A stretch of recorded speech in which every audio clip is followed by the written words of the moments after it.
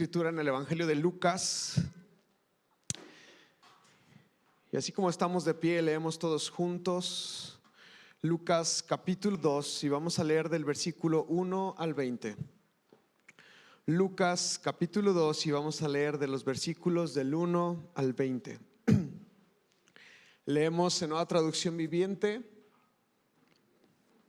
Puedes seguirnos en la pantalla y dice así la escritura: En esos días, Augusto, el emperador de Roma, decretó que se hiciera un censo en todo el imperio romano.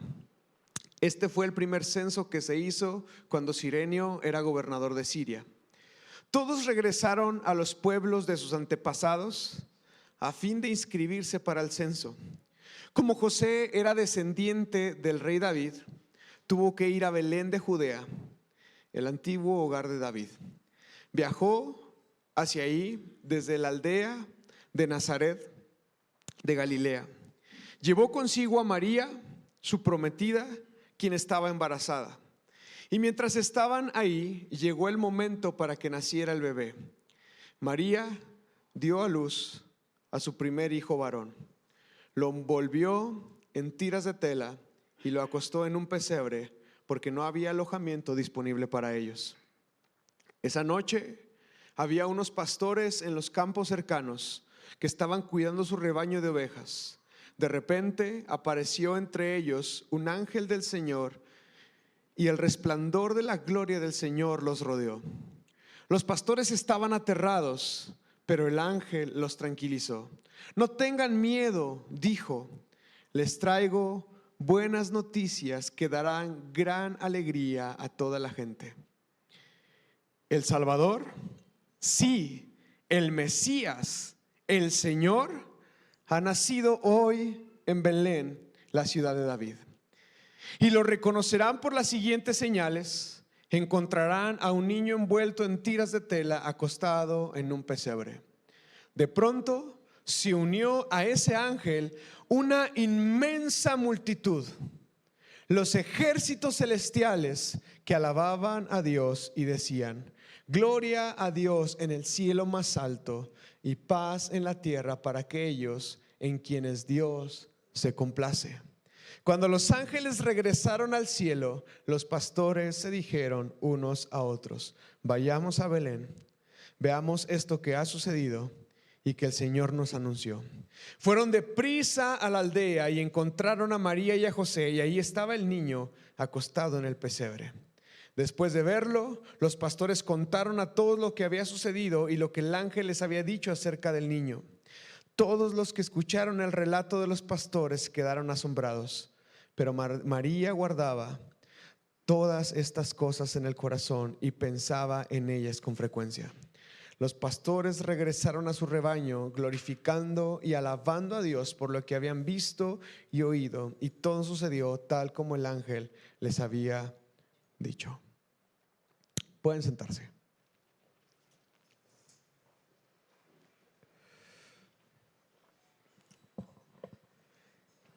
Esta escena del Evangelio de Lucas, la cual hemos leído, es sumamente interesante porque está cargada de muchísimo significado. A cualquier versículo al que volteemos podemos hacer una prédica de estos 20 versículos que acabamos de leer. Hay mucho que decir, hay mucho que aprender, tiene mucho valor, tiene mucho poder, y no hay un espacio al cual no volteemos a ver y no podamos encontrar la divinidad del Señor expresada en toda su gloria y en todo su esplendor. El Evangelio de Lucas, si bien no leímos desde el capítulo 1, déjeme decirle que el Evangelio de Lucas inicia contando la historia de Zacarías y Elizabeth. Ahí empieza el Evangelio de Lucas. Si usted lo lee en su casa, capítulo 1, se dará cuenta de esto. Una pareja de ancianos que, al igual que Abraham y Sara, no podían tener hijos. Y ellos, al igual que el patriarca Abraham y Sara, fueron visitados por un ángel.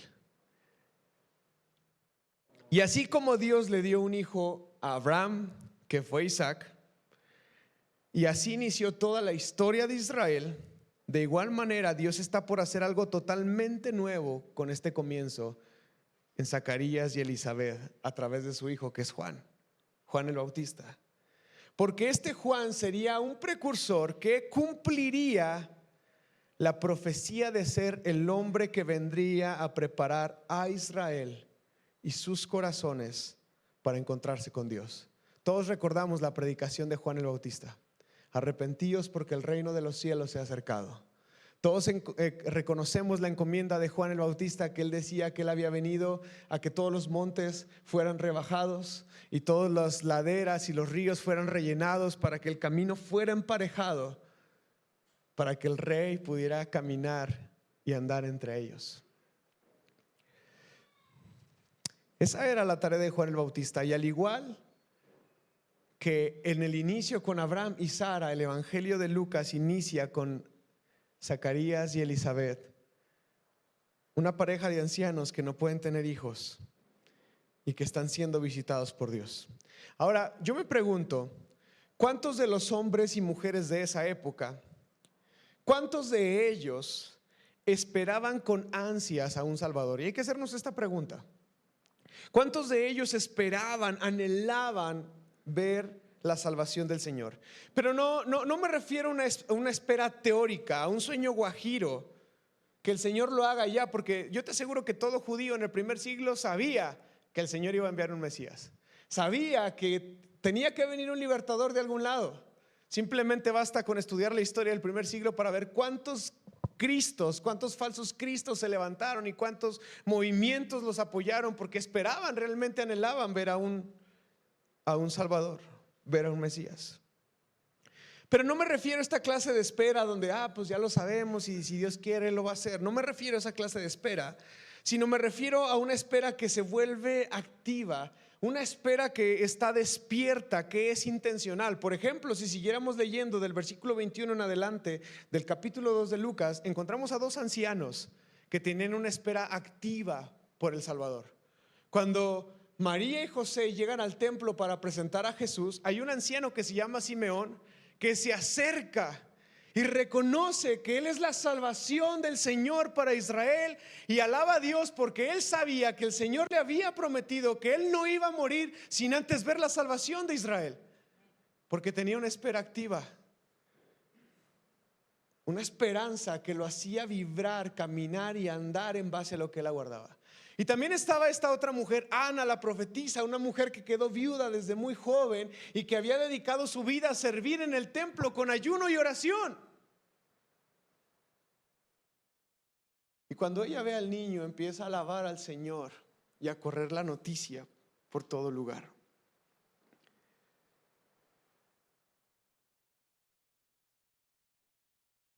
Sí había hombres y mujeres que esperaban el cumplimiento de las profecías, pero ¿sabes qué? Eran muy pocos. Eran muy pocos. Aún los observantes de la ley que lo esperaban eran incapaces de ver y entender lo que estaba sucediendo. Y me gusta el capítulo 2 de Lucas porque contrasta todo esto. El nacimiento de Jesús aparece en uno de los pueblos menos improbables, no tan famosos, no tan grandes, Belén. Y con unos pastores que yo sé, o al menos creo, no esperaban al Mesías. Y si hay alguien con quien podamos identificarnos en toda esta historia, es con los pastores, mis hermanos. No los pastores de iglesia, sino los pastores de ovejas de Lucas capítulo 2.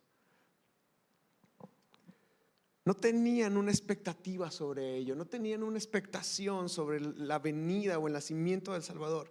Y esto me hace que yo me pregunte, que les traiga esta pregunta a todos ustedes: ¿quiénes eran estos pastores? ¿Por qué estaban ahí? ¿Qué estaban haciendo? Claro, estaban pastando con sus ovejas, pero ¿cuál era su labor? ¿Cuál era su función?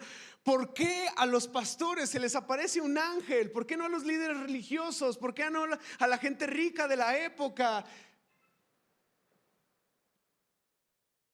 Y no solamente fue un ángel, dice la escritura que fue una multitud inmensa. Los ejércitos celestiales, toda la bóveda celestial se llenó delante de ellos para alabar el nombre de Dios. ¿Por qué ellos? ¿Será acaso que estos pastores también esperaban a un Salvador? En medio de la noche cotidiana y rutinaria para ellos. Mientras su ganado descansaba y pastaba libremente en los montes y en los valles de Belén. Paréntesis, ¿usted alguna vez ha visto a un pastor pastando con sus ovejas en invierno en el campo?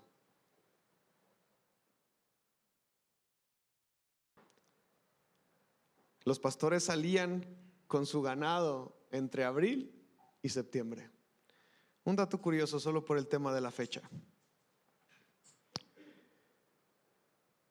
Y en medio de estos pastores que están en lo cotidiano, en lo rutinario de la vida, en su diario hacer y proceder, un ángel irrumpe en la escena. Así como también un ángel apareció a Abraham, así como también un ángel apareció a Zacarías, así como un ángel también apareció a María, ahora aquí está un ángel apareciendo a estos pastores. Irrumpe en la escena de la misma manera. Aparece este ángel lleno del resplandor de la gloria de Dios. Y dice la escritura en cualquier versión que usted la lea que ellos se perturbaron y se llenaron de terror. Hace algunos meses los niños tuvieron clases de angelología, ¿verdad? Y aprendieron que los ángeles no son como nos los pintan. Son seres celestiales llenos de ojos, con un montón de cualidades físicas que nos sacarían mucho de onda. Y ahí están estos pastores contemplando a este ángel. Y sabes que para mí es muy impresionante ver cómo el Señor se une a la humanidad a través del nacimiento virginal. Fue por medio del Espíritu. ¿Recuerdan el mensaje que el ángel le da a María? Le dice: hey, no temas, vas a concebir y vas a dar a luz un hijo. Y él dice: ¿y cómo es que esto puede ser posible si yo nunca me he casado y nunca he tenido relaciones sexuales? ¿Cómo puedo yo estar embarazada? ¿Y qué es lo que le contesta el ángel? Dice: esto va a ser un asunto del Espíritu Santo. Así como en el Génesis capítulo 1 hay un caos en la creación y el Espíritu de Dios se mueve sobre la faz de las aguas, de la misma manera está el Espíritu de Dios de manera activa proveyendo un Salvador. En medio de lo cotidiano de la vida de estos pastores, y que seguramente ellos no esperaban de una manera activa al Salvador, un ángel se les aparece a ellos para hablarles, para darles un mensaje especial. Y aunque el mensaje fue muy amplio y habría mucho de qué hablar, y ya hemos predicado este texto en otros años, hoy solamente me quiero enfocar en Lucas capítulo 2, versículo 11. Y dice la Reina Valera 60, Lucas capítulo 2, versículo 11, dice que os ha nacido hoy en la ciudad de David un Salvador, que es Cristo el Señor. Que os ha nacido hoy en la ciudad de David un Salvador, que es Cristo el Señor. No tengan miedo, les dice el ángel. No se perturbe su corazón, no se aterrorice su mente, no tengan miedo, porque yo les traigo noticias de gran gozo. Les traigo noticias para que en vez de que estén temblando, estén llenos de alegría y estén rebosando de gratitud y alaben a Dios con sus bocas. No tengan miedo, porque yo les traigo noticias de gran gozo. Y llegamos al versículo 11, donde dice, la noticia es la siguiente. No hay otra noticia. No hay nada más que pueda robarse la primera plana del periódico del primer siglo de Jerusalén. No hay otra cosa más importante que decir y que anunciar que os ha nacido hoy. ¿Cuándo? Hoy. Ha nacido hoy en la ciudad de David un Salvador, que es Cristo el Señor. 3 adjetivos calificativos que más que adjetivos calificativos son funciones, y más que funciones son atributos personales que anuncian a este bebé recién nacido, que presentan, que describen a este bebé que ha nacido en un pesebre. Y el primero de ellos es hoy ha nacido un Salvador. Hoy ha nacido un Salvador. Jesús es presentado en la escena como un bebé humilde, sencillo y sin vanidad. No nació en un hospital, no habían hospitales, no nació en una cama, no había lugar para él. No nació en medio de una sala, en medio de una estancia, fue en medio de un pesebre donde Jesús fue dado a luz y fue colocado. Jesús es presentado en escena humilde, sencillo y sin vanidades, pero las huestes celestiales hablan acerca de él como el verdadero Salvador de los hombres.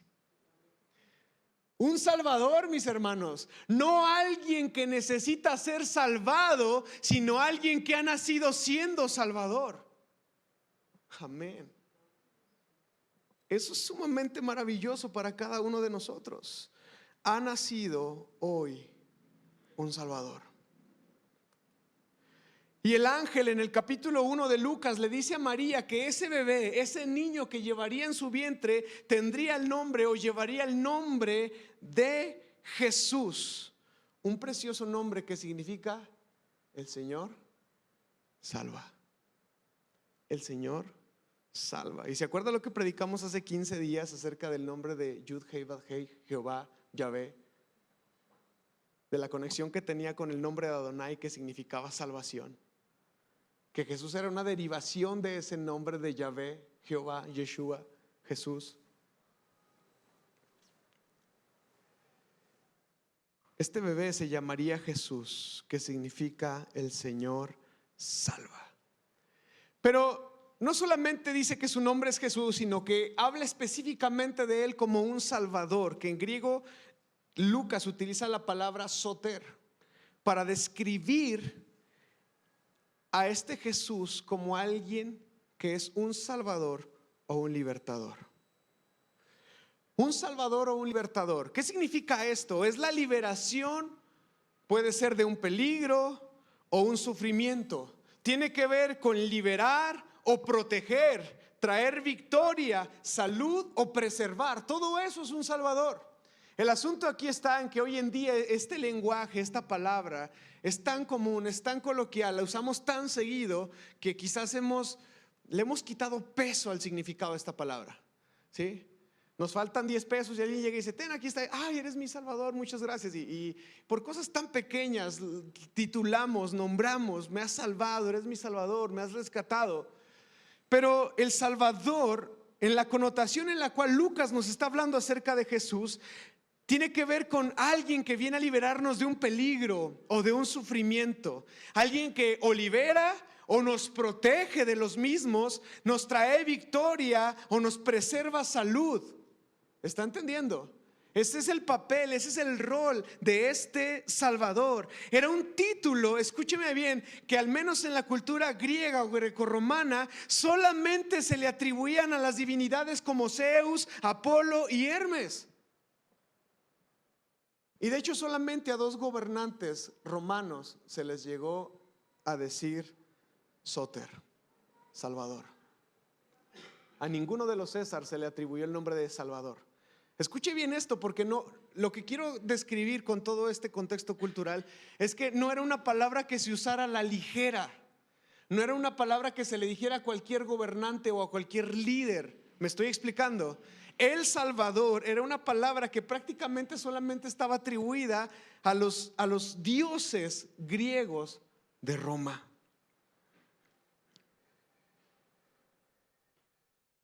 Esto implicaba, o solamente quien llevaba este título no era porque iba a salvar, sino ya había demostrado su salvación. Esto implicaba que ya había provisto o había atendido las necesidades reales de su pueblo.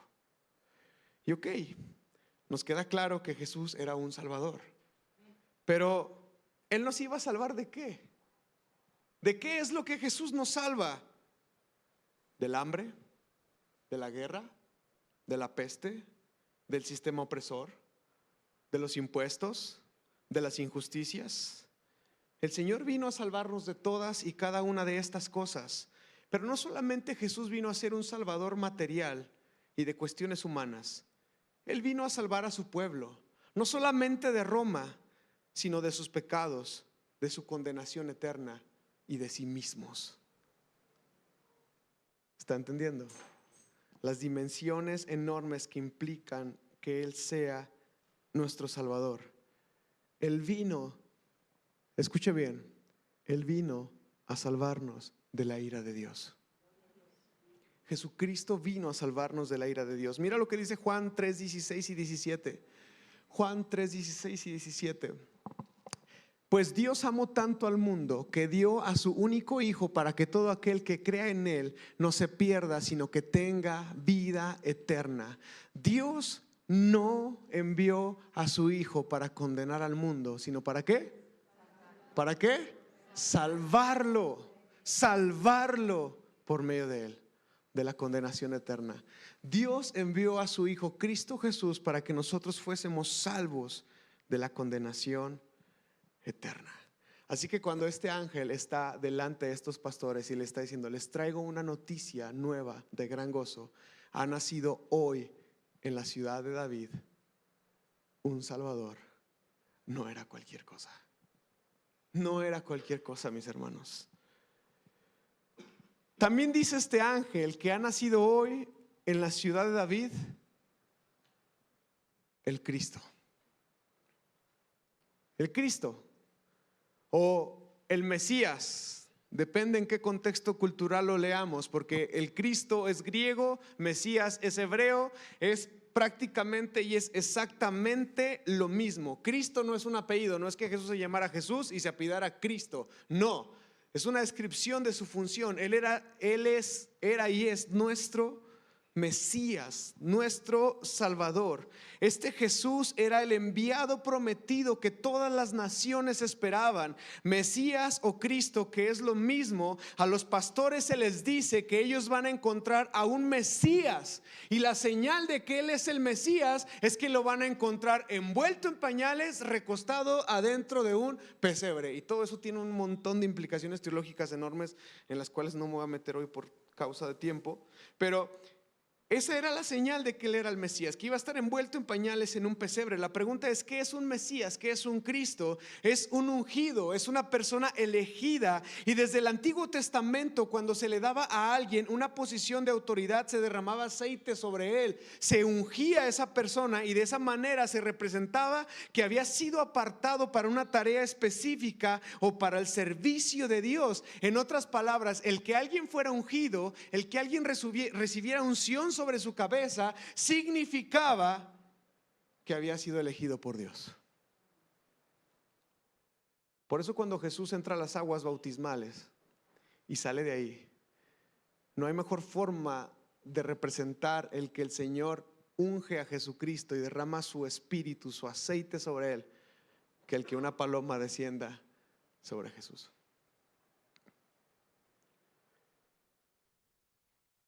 Entonces, si el Mesías o el Cristo es alguien escogido para una tarea especial o en particular, podemos decir que Jesús fue enviado y escogido para una tarea particular. Jesús fue escogido y Jesús fue enviado, fue ungido para romper con toda la maldad y la muerte que había entrado al mundo desde Adán y Eva en su caída. Desde Génesis capítulo 3, el Señor Jesús está profetizado. Desde Génesis capítulo 3, el Señor Jesús fue anunciado y fue profetizado como un libertador de las consecuencias del pecado. Jesús fue anunciado como alguien que volvería a traer la bondad de Dios a la tierra. Mira lo que dice Génesis capítulo 3:15. Y pondré hostilidad entre tú y la mujer, y entre tu descendencia y la descendencia de ella. Está hablando al Señor, y el Señor le está hablando a la serpiente. Dice a la serpiente que hizo caer a Adán y Eva, les dice: y yo pondré hostilidad entre tú, es decir, la serpiente, y la mujer, es decir, Eva, entre tu descendencia y la descendencia de ella. Dice: su descendiente, quien salga de entre sus lomos, quien venga de la mujer, te golpeará en la cabeza, y tú le golpearás el talón.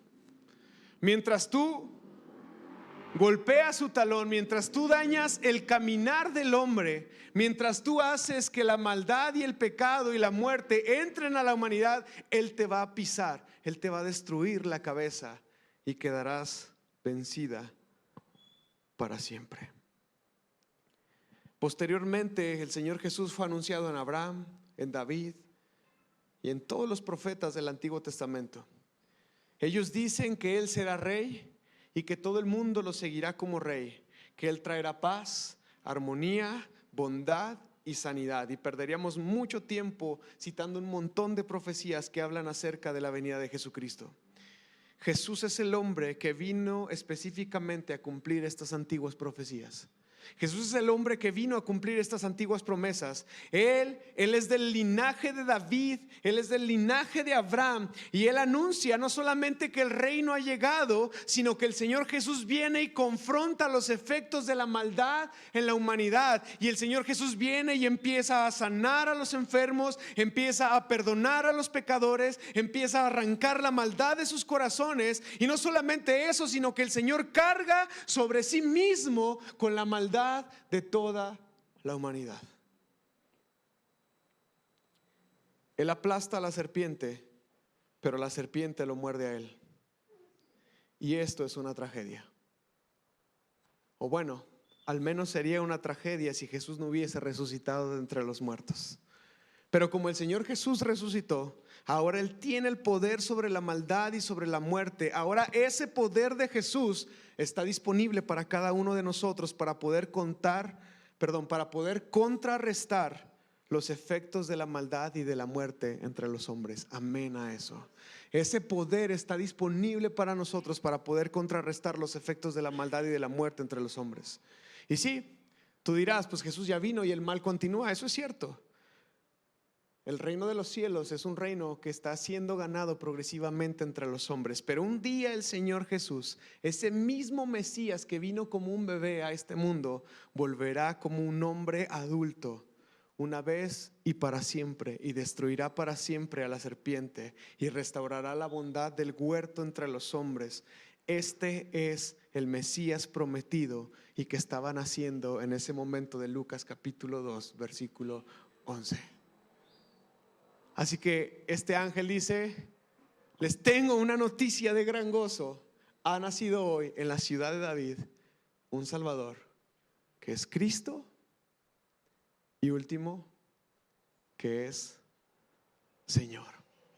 Hoy ha nacido entre ustedes un Salvador, un Cristo y un Señor. Y la palabra Señor que utiliza Lucas para describir a Jesús es el Kurios, que es un señor o es un maestro. Es aquel, escuche bien, hoy le decimos maestro a cualquiera que nos enseña algo. Está bien, pero es aquel que es supremo en autoridad. De hecho, la palabra Señor, Kurios, deriva de la palabra supremacía, que tiene que ver con el que es el amo, el que manda. Señor es el que manda. Señor es el que manda, es el que ordena, es aquel a quien le pertenece una persona o una cosa y sobre la cual tiene poder para decidir. No solamente es un título honorífico de respeto, porque ahorita en la calle cualquier persona le decimos sí señor, pero no andamos rindiendo nuestra vida a esas personas a las cuales decimos Señor, ¿verdad? Pero en este caso particular de Jesús, el título de Jesucristo no solamente es un título honorífico que expresa respeto y reverencia, sino que tiene que ver con una verdadera sumisión y una verdadera transferencia de autoridad. Ya no más yo soy Señor, ahora Él es Señor. Él tiene autoridad, Él toma decisión, Él forja nuestra vida.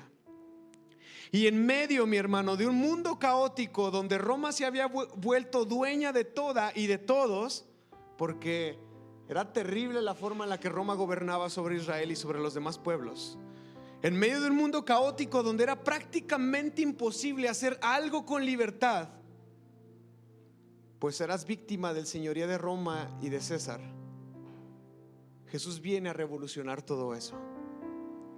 Decir que Jesús es el Señor se convirtió en una forma de rebelión en contra del sistema. Hoy en día decir que Jesús es el Señor, pero no solamente decirlo, sino demostrarlo, es una forma de rebelarnos en contra del sistema. Es una forma de declarar la divinidad y el señorío de Cristo por encima de todas las demás cosas que se hacen pasar o se hacen sentir como señores. Mira lo que dice Hechos capítulo 2 versículo 36.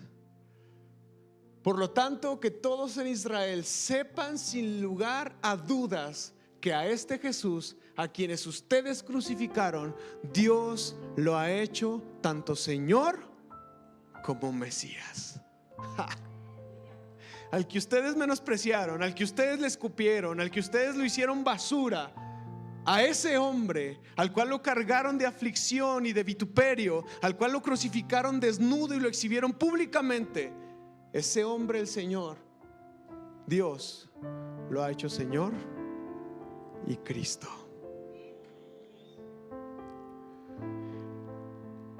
El declarar y confesar que Jesús es el Señor implica que Jesús tiene toda potestad tanto en el cielo como en la tierra. Él es Señor de todas las cosas. Y déjame decirte algo, mi hermano, este maravilloso Señor dejó su exaltada posición en el cielo y vino a la tierra a nacer en humildad y sencillez para salvarnos. Este Señor nos mostró su verdadera mansedumbre, su verdadero liderazgo y su verdadero señorío. Mira lo que dice Juan 13:14. Juan 13:14, pusieron jueces.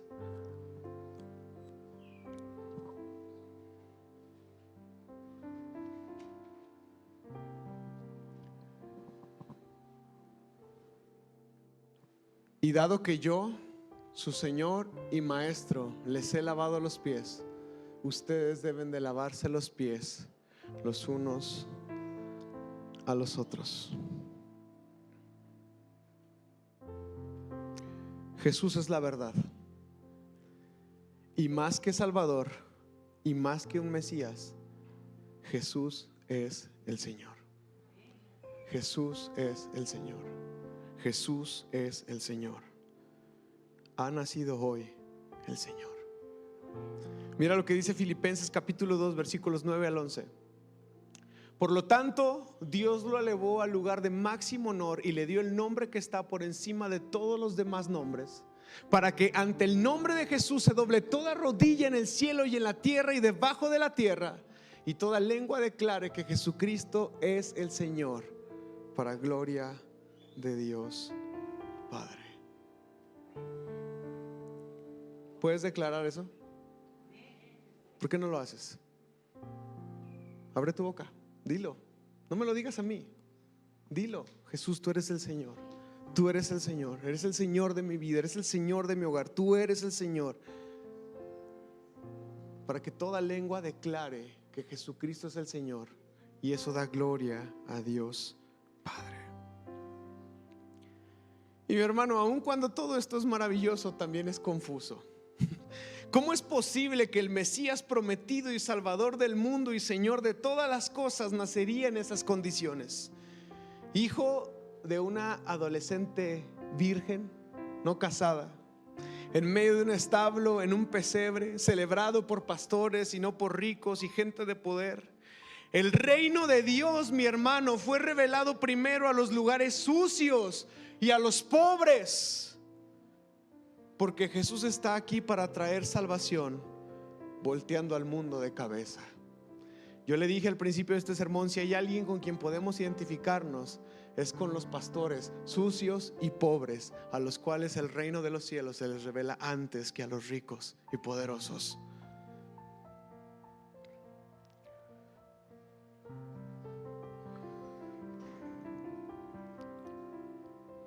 Quiero hacerte una pregunta, y es muy honesta esta pregunta. ¿Necesitas hoy un Salvador, un Cristo, un Señor? ¿Lo necesitas? Haz esta pregunta sincera dentro de ti. ¿Necesitas hoy un Salvador, un Cristo, un Señor? ¿De qué necesitaremos ser salvos hoy, mis hermanos? ¿El trabajo? ¿De la maldad? ¿La enfermedad? ¿Las presiones sociales, económicas, financieras? Necesitamos ser salvos del frenesí de la vida, de las rutinas que nunca terminan, que solamente afanan nuestros corazones. Necesitamos ser salvos de las ocupaciones banales. Necesitamos ser salvos de nosotros mismos.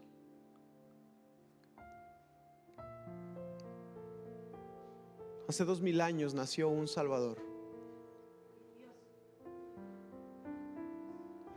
pero hoy puede nacer en nuestros corazones. También te pregunto, ¿contra qué señores, con S minúscula, estás luchando hoy? ¿El señor del dinero?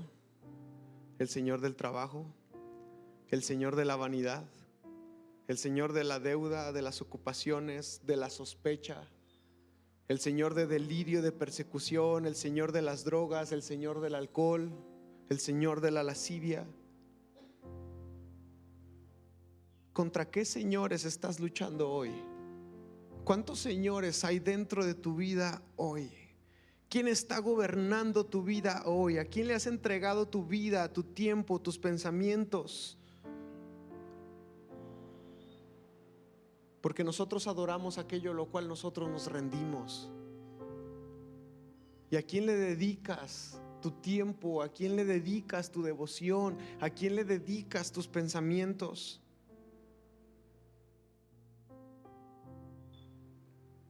Nació hace 2000 años, mi hermano, y hoy ha nacido una vez más.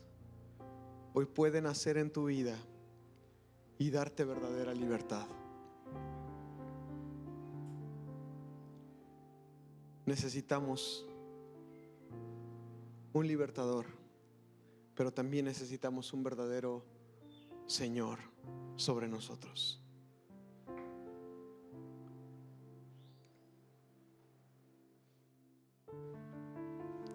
Que no nos pase, mis hermanos, como los líderes religiosos de la época,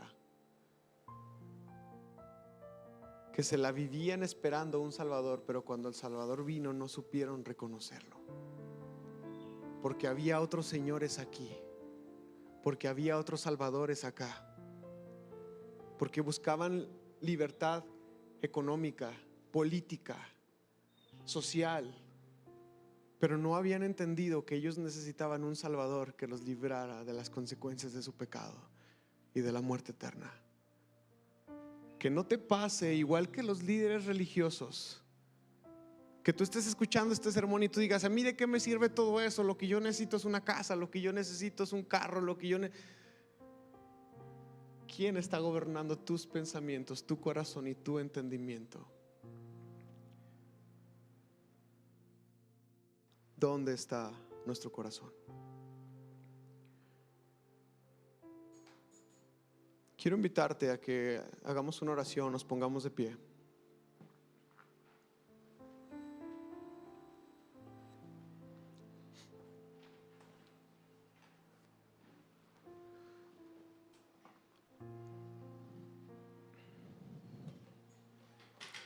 Creo que te he dado suficiente información para que tú sepas qué es lo que tienes que orar.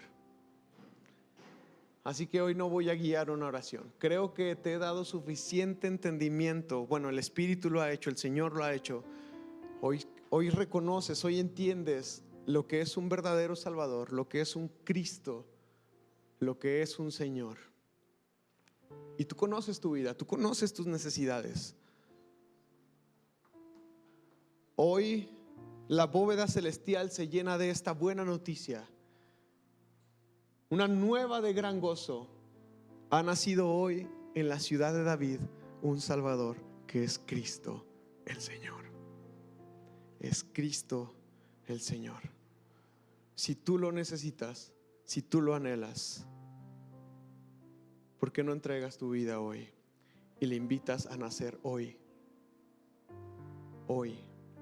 en tu ser?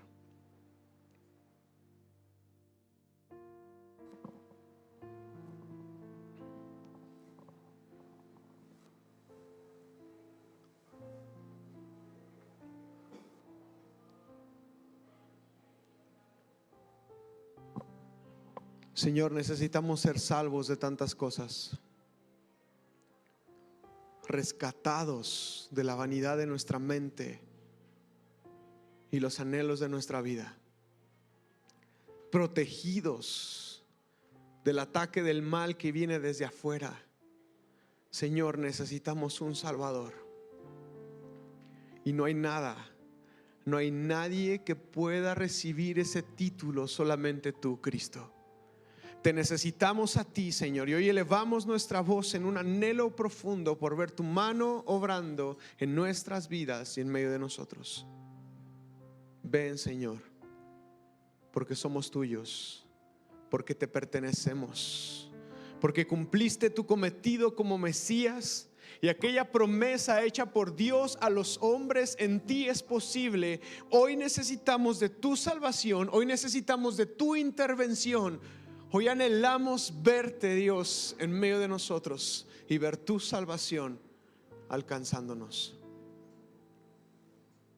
Hoy reconocemos, Señor, que hay tantas cosas dentro de nuestra vida que compiten contigo, que compiten con tu señorío, que compiten con tu nombre, oh Dios.